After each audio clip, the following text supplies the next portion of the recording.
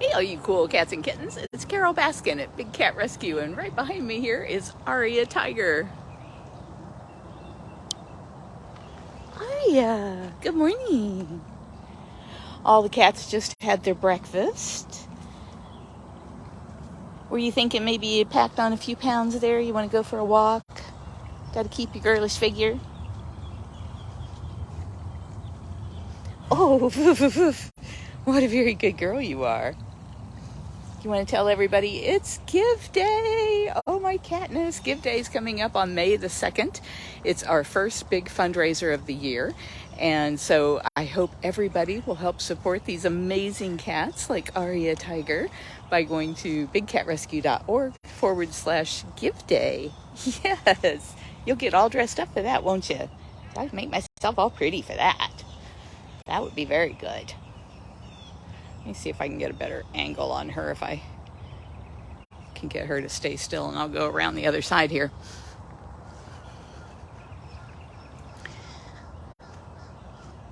On April the 29th, Turpentine Creek Wildlife Refuge is having their Feast with the Beast. It's their first version of the fur ball, if you guys remember that, how much fun that was. So Howard and I are going to be there. We're going to speak very briefly because nobody really wants to hear speeches, but he's going to talk about the Big Cat Public Safety Act and how Turpentine Creek helped us get that bill passed. They were really unique in the sanctuary world as far as how much time and effort they put into it, and we are so appreciative of them for that.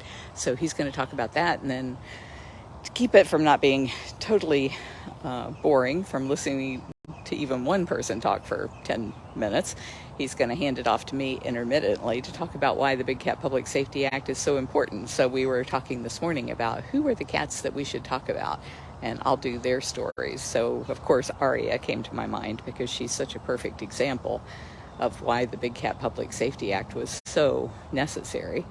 As a cat who was probably passed around as a pay-to-play prop as a cub and then dumped into private ownership, where she suffered horribly for years before finally the Ohio Department of Agriculture seized her and sent her here to heal, which she has done beautifully.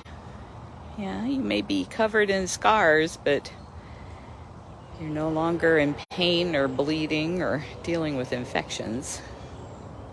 Now she's sleepy. She's going to go to sleep right in front of us. All right, well, if you're going to sleep, maybe we'll go check in on Max. See if he's asleep yet.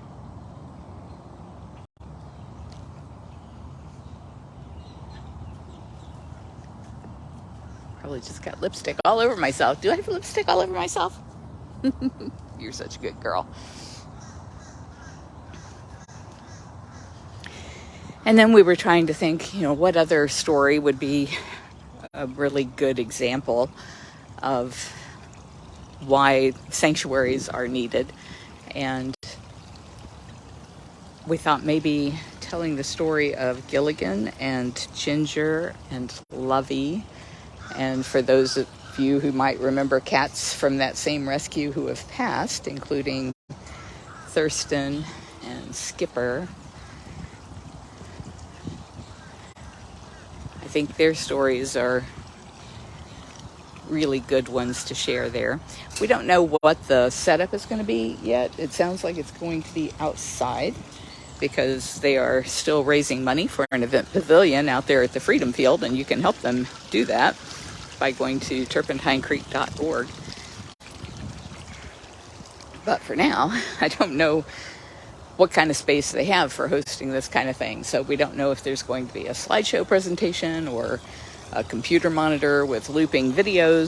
I sent them the video of all of the cats who've ever lived here, almost all of the cats. I think the Guatemala tigers are the only ones that are not in that loop. But we would play it over at the mall when we had the big television monitors in the mall, and at different events, just kind of plays in the background. It's called Cats We Have Loved. I'm pretty sure you can find it over at bigcatrescue.org, youtube.com/dailybigcat. I think that's where I posted the video.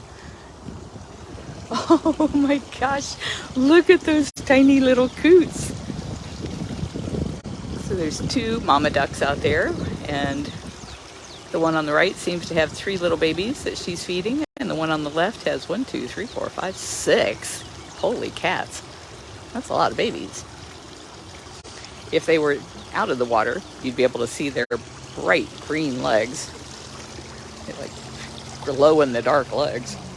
Hi, are you watching those ducks? I'm watching them. See, I would eat those ducks. I would have them for breakfast.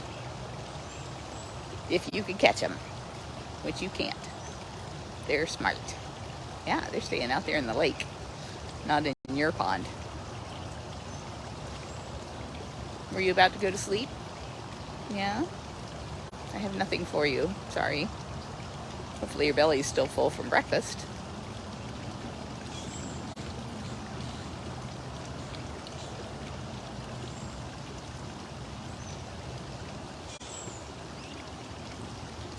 Tammy says she has a family of them in her backyard. Aren't they cute? They're just so precious. That is a lot of baby ducks, Deb.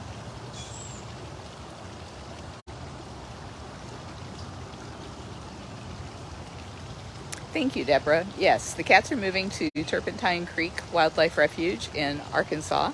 It's right outside of the adorable little town of Eureka Springs. And we will be building the cages there. We've already started that. It's a $1.8 million endeavor. And we've been asking you guys to help us with that. So far, there's been about $7,500, I think, donated toward that. Which is sad, but we're going to do it whether we get any help or not. So it's just going to mean that we have to really tighten our belts here. And of course, the biggest expense in just about any operation are in the salaries. So we have cut down to just the bare number of people that we possibly can in order to take care of these cats. And we may have to make further sacrifices as we try to take on what's going to be our toughest year ever, because it costs us about $3.5 million a year to run this place because of all of the overhead of it. And it just doesn't make sense from a donor's perspective to be continuing to do this when there is so much capacity being built at Turpentine Creek, all of the new cages that we're building there. And they're building more new cages for new rescues as well out in what they call their freedom field. And so by moving our cats there, we're consolidating all of that overhead that we would have had here with them, and then we'll just support our cats at their location. So we're going to make sure that our cats always have the very best of care, because we have committed to making sure that they are never homeless again. But it just doesn't make sense to continue to do it here. And then what we'll be able to do is sell this property. We've been talking to a number of developers who, of course, are just salivating over the property because it's so gorgeous. And we've gotten some really good offers. And from those offers, what we will be able to do is fund conservation work to save these cats from extinction in the wild. And that's where they really belong. And that's part of the talk that we want to give at Turpentine Creek, is to talk about how back in the 90s, Jamie came to me with some woolen mittens and hats that were made out of yak wool, and said if we could sell these in our gift shop after people have been walking around in 90-degree weather in Florida, if we could sell these hats and mittens, then the money raised from it will protect snow leopards in the wild. And she was insistent because she really loves protecting wildlife. And so we became the second largest retailer of Urbis Enterprise goods. And these were goods that were made by people who lived where snow leopards live. And the thing that happens in places where people have to share space with big cats is if a big cat killed their yak or any of their lambs, they would retaliate by killing the first big cat they saw. And so what Urbis Enterprises did was to say, we'll get you into these sanctuaries and zoos. I don't know if any other sanctuaries actually participated, but some of the zoos did. In fact, the Woodland Zoo was the only place that sold more of that stuff than we did. And they said, you can get 5 times as much for your goods, but if a single snow leopard gets killed in your area, you're out of the program. And so what that did was it essentially turned everyone into a game warden to protect the snow leopards. And that's exactly the kind of programs that we want to fund everywhere for all kinds of cats, especially the smaller cat species. The big cats, like lions and tigers, they get all of the conservation money. But the little cats, they are really, really important to their ecosystems. And so we do a lot of work with cats like black-footed cats and fishing cats and palace cats, cougars and ocelots and margay, jaguarundi, Joffrey cats, all of these little teeny tiny cats all around the world that serve such an important part in nature really need protection. And right now we're first or second, I would say, as far as being the biggest donors to those small cat projects. But by selling this land and using the interest from the investments from it, then that will make us the biggest donor to all of those small cat situations. And this is Kimba Tiger in the background. I was happy when there was 2 layers of wire between us. When he walked into this one, it was like, I don't want to be perceived as being in your space, mister. You never know when he's going to bark, and I don't want to make him mad. Are you waiting for them to open your door? Is that why you're all fussy? Yeah, they haven't opened your door yet. I'm going to turn away so he doesn't feel like I'm staring at him. I hope I can keep the camera on him without actually looking at him.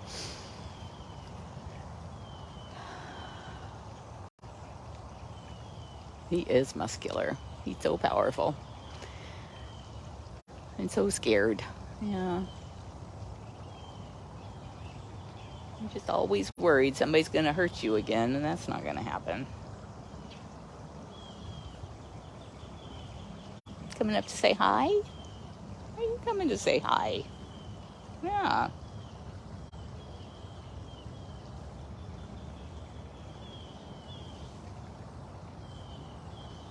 That was nice of him.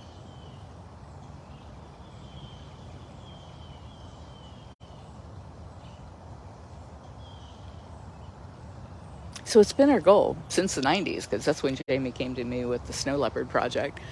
We have always set aside some money for conservation work, and in the past several years we've given about $100,000 a year. But by making this move, we think we can probably generate about $500,000 a year toward conservation with the money from the land here.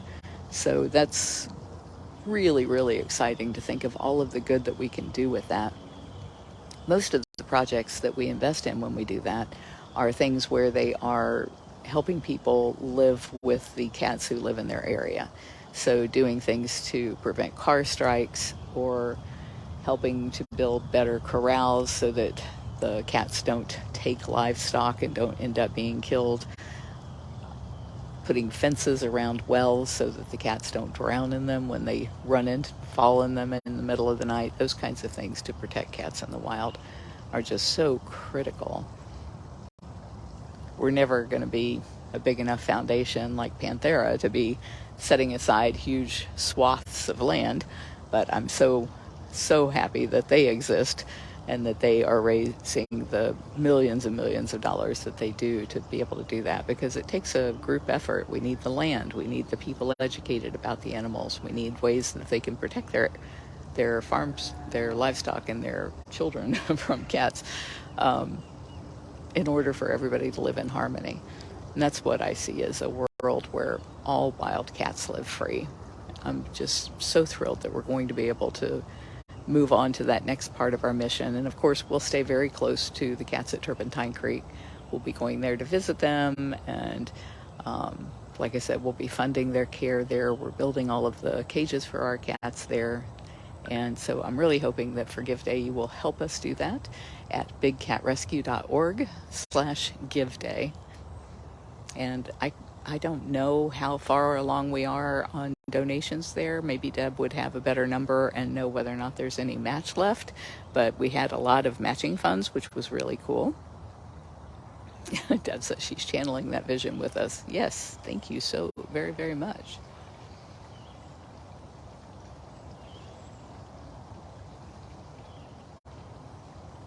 It is a group effort. We could not possibly have done all of the work that we've done here had it not been for you guys. And I know a lot of people have been asking what I'm going to do when I retire. I'm not retiring. What are you, crazy? Have you not known me at all? There's no way I could retire. I am really, really happiest when I'm working and working to do good in the world for these cats. So I will be looking for every opportunity to do that, and hopefully will bring you along with me, because I can't do it without you guys.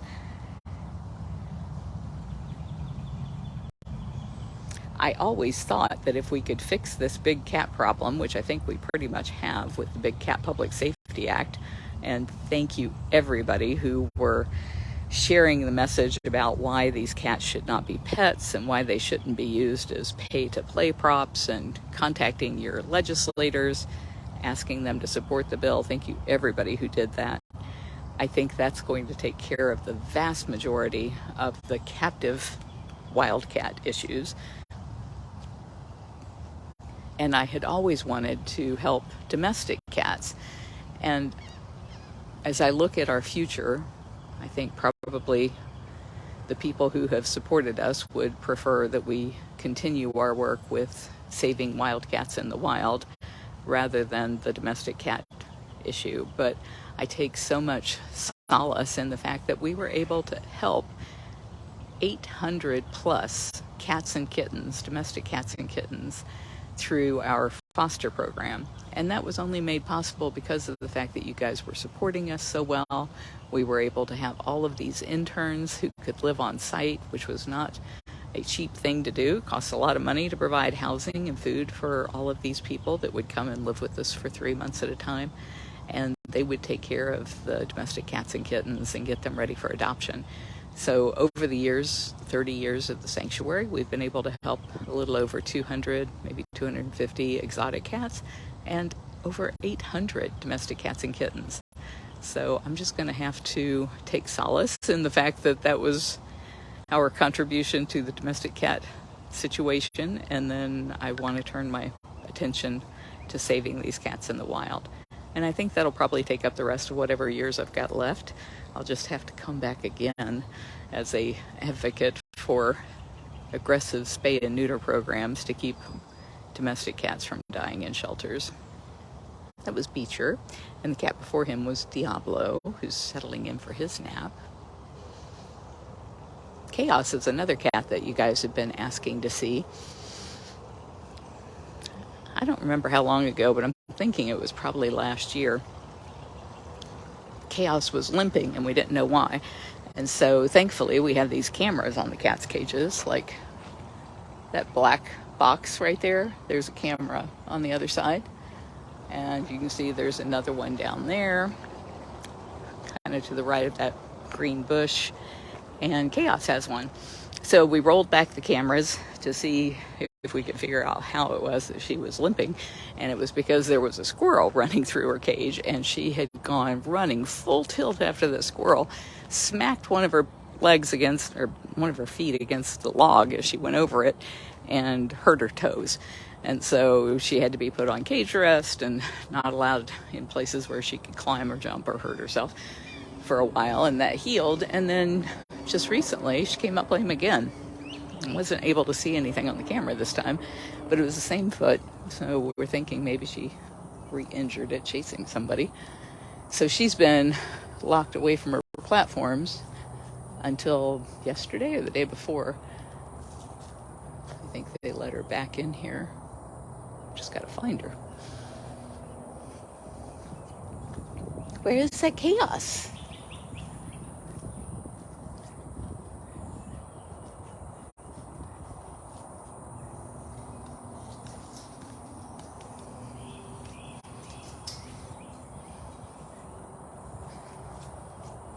She could be anywhere in here. She could be in that den. Her red coat on these reddish leaves, she can just disappear and be right in front of me. Where is... There she is. Hi. Hello. People have just been wanting to see you, beautiful girl.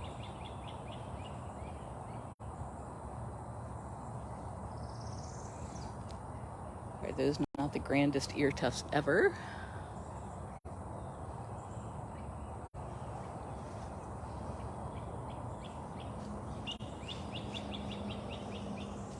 I'm going to be quiet so that I'm not annoying her.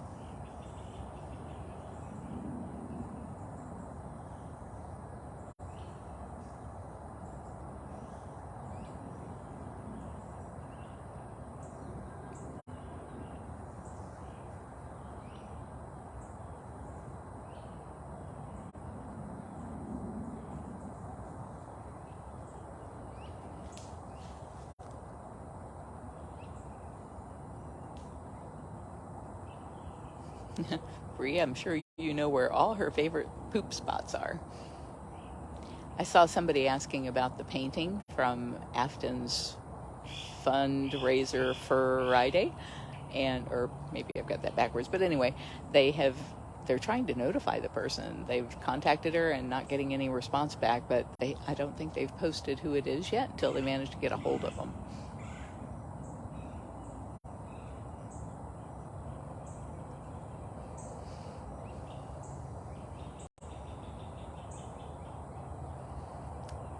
Her bio page is at bigcatrescue.org/chaos.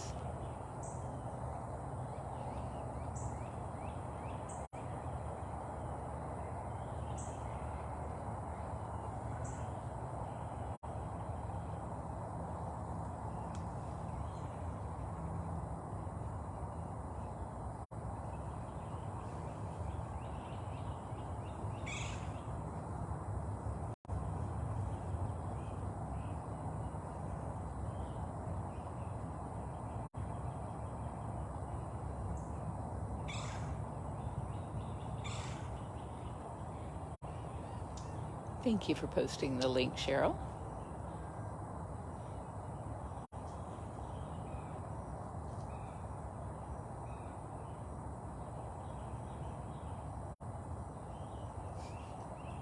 She's like, are you still there?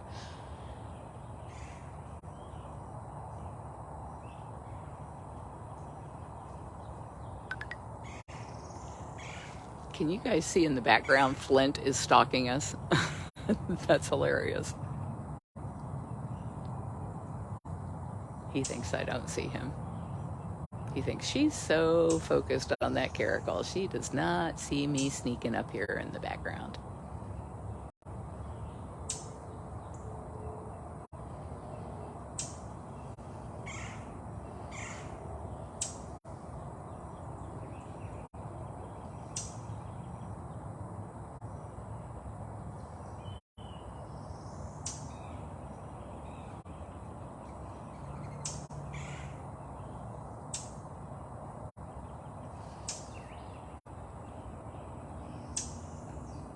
We can go over and see Flint.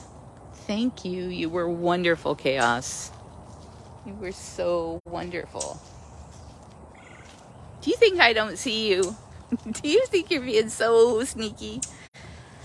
You're just gonna sneak around, come up in this other cage?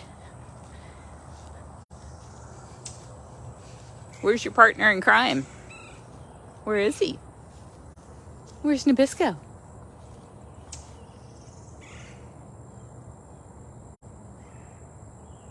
I don't see him.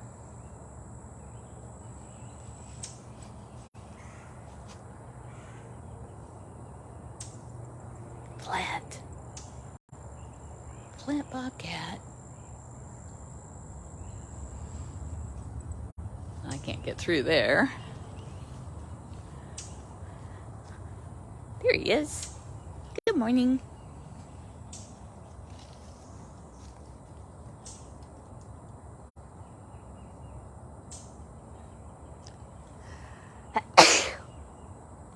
Oh. Oh. Excuse me. Excuse me, Mr. Flint. Oh, there's Nabisco. Hey, buddy. Did not see you sitting there in those palmettos. Flint and Nabisco are in Funcation. It's a 22,000 square foot enclosure that different cats get every 2 weeks. 22,000 square feet is about the size, maybe a little bit smaller, than the size of the cages that we are building at Turpentine Creek Wildlife Refuge for our tigers. They're all getting a half an acre or more. Oh, look at you being so regal up there. Yes, you're very, very regal.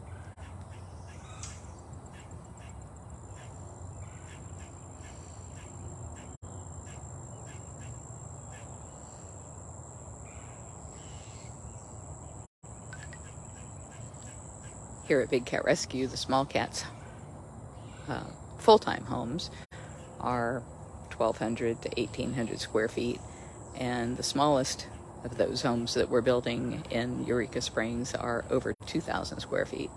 So they'll have more space, more seasons, yeah, better climate, more caregivers.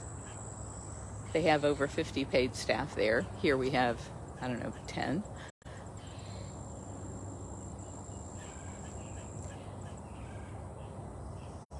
Yeah, I have to be really careful about where my ankles are in relation to the bottom of this cage because Nabisco will grab them.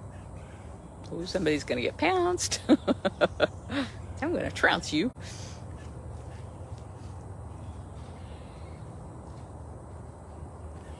Maybe if I walk out into the bigger open area, they'll go out there. It's too hard to see them under all that brush.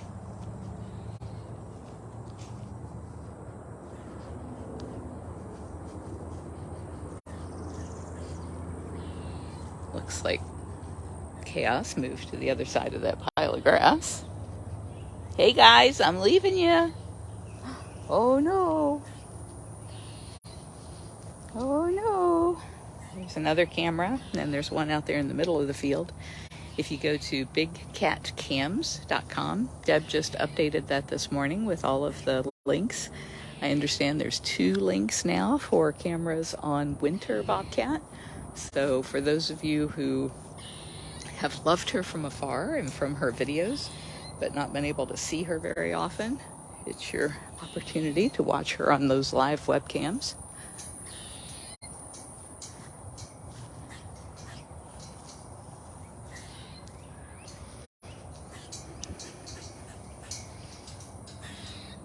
All right, this this is not.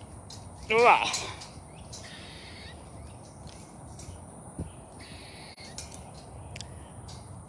Thank you for bearing with me while I fuss with the gate there.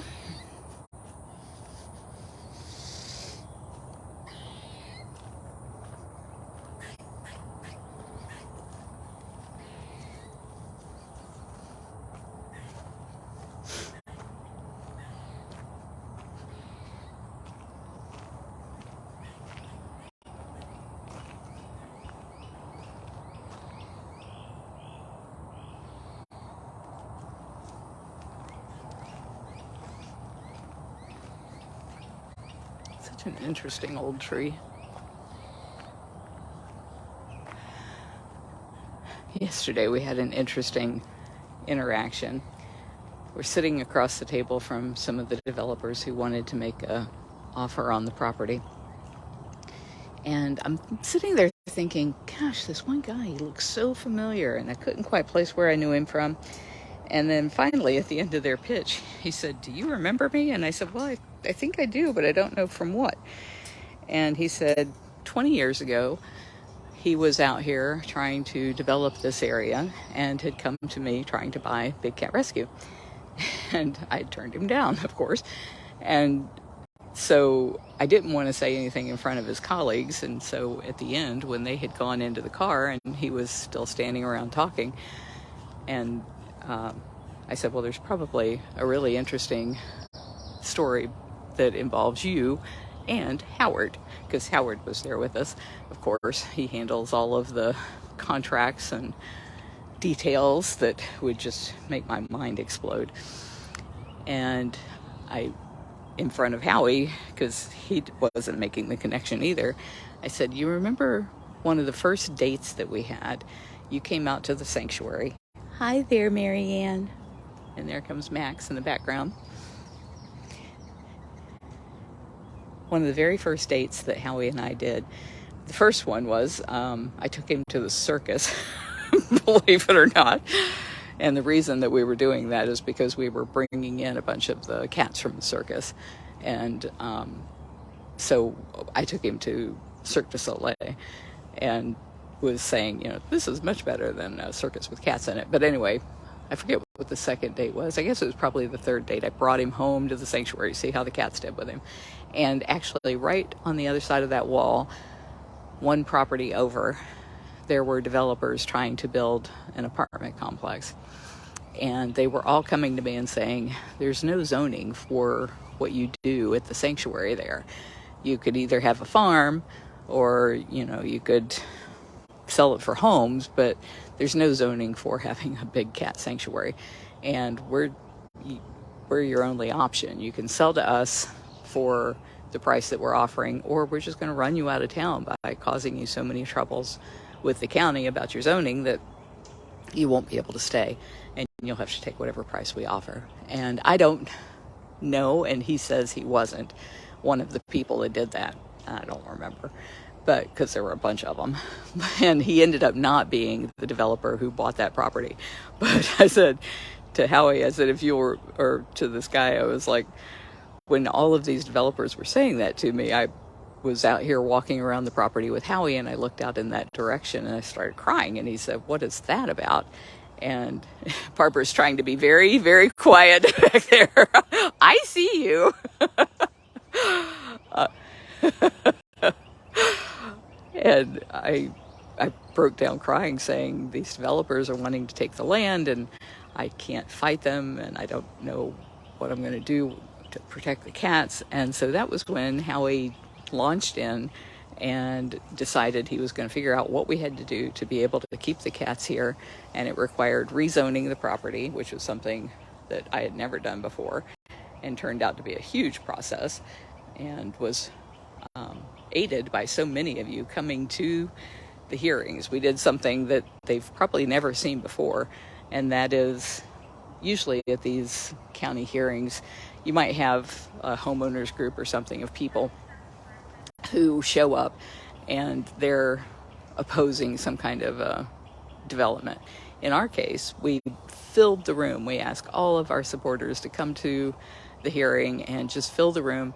And then usually the county has to listen to all those people stand up and have their 3-minute talk about why it is they don't want the development to happen. And we didn't want to bore them to death with that. So what we told everybody in advance was, everybody stay seated, nobody go up to the lectern. And when it's time for our side to speak, Howie's just going to say, we're not going to make you sit through everybody talking. I just want you to see how many people are here for Big Cat Rescue. And you could hear all of the seats in the place go, whoosh. You know, as you get off the seat in the theater, how the seat comes up and it makes that whoosh noise. Well, imagine hundreds of people getting up at the same time and that noise. And you should have seen the look on the face of the Board of County Commissioners. So there was no way they were going to oppose us turning this into what they call a planned development, where you have to say, okay, the gift shop's going to go here, and the cat cages are going to go there, and the interns are going to go here, and you have to lay it out like a little city. And so that's what we did in order to be able to stay here. And now I have officially talked to the point where I can't stop coughing. So I'm going to call it quits right here. You've heard the love story of Howie coming to rescue a damsel in distress back in, gosh, when was that? 2002? Or 2000, I guess it was 2003 when that happened. I know, you want to be back with your buddy, but you gotta wait, because she's not through cleaning your cage yet. They've been separated for feeding, and so once Barbara's sure that everybody has eaten everything they're supposed to and she gets it all clean, she'll let them back together. Thank you, everybody, for joining us. Mary, I'm glad somebody enjoyed that long-winded talk. And so thank you so much, everybody who's been with us for this entire ride and who is going to stay with us as we pivot to the future and saving these wild cats in the wild where they belong, and taking care of all of these cats that you guys already know and love as they make their move to bigger, better enclosures in a facility where they're going to have everything that they ever dreamed of, well, except their freedom, which I'm sure they all dream of. But since that's not legal, we're going to do the next best thing. Thank you, everyone.